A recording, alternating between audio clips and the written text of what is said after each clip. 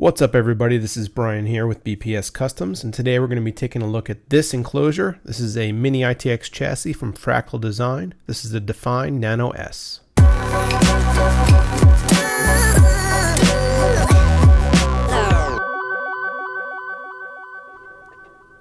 Now if this case looks familiar, that's with good reason.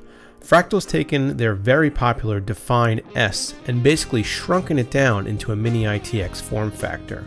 They've reused a lot of the same design cues from the Define S, including the brushed aluminum looking front panel with side venting. There's also a bare rear panel that's lined with industrial grade sound dampening foam, the same foam that's found on the module vents above and helps keep the system nice and quiet. If you buy the windowless version of this case, you also get the foam on the left side panel. The top of the case is lined with Fractal Design's patented module vent system. This allows you to customize how your system will vent itself by removing the panels if you so choose. This will allow for greater airflow if you have a radiator or top-mounted fans. The front I/O has a big power button along with a smaller reset button, headphone jack, microphone jack, and 2 USB 3. The system can also vent itself through the side of the front panel, which has large cutouts that allow for significant airflow from the front-mounted fans. There's also a rear-mounted 120mm fan for exhaust. The front panel is also easily detachable, allowing for quick access to the interior dust filter that protects the front-mounted fans. To reattach it, simply pop it back into place. There's also another dust filter mounted at the bottom of the case that's very easy to access. You slide the case around so that the front is facing you, and you pull out the tray. Some of my favorite features from prior Fractal Design cases remain here, such as captive thumb screws. Seriously, why can't more manufacturers do this? Also, all openings on the interior of the case are grommeted. Again, something that some case manufacturers just choose to skimp on. So let's take a closer look at the interior of this case.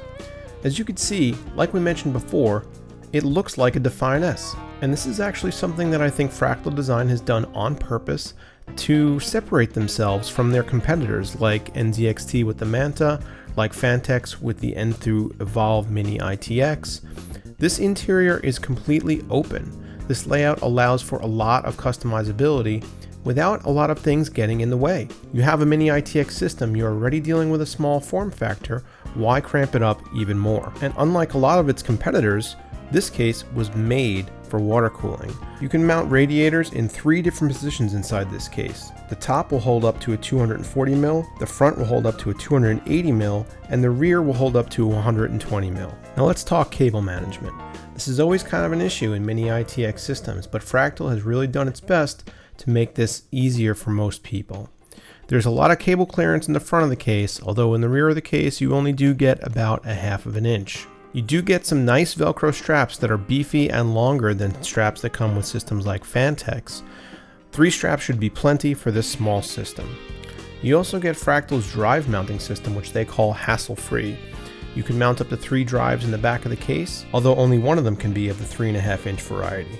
Here you get a good look at the back side of the reservoir mounting rear wall of the case. Routing cables in this system should be fairly easy as there is sufficient room, and Fractal provides you with enough little tie down points if you need to add some zip ties or something along those lines. Those zip ties incidentally are included by Fractal in this little accessory box.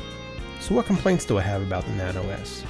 Well, first of all, and this may actually just be an issue with acrylic in general, but the case window scratched very easily. Second of all, there was a minor fitment issue with the left-hand side panel.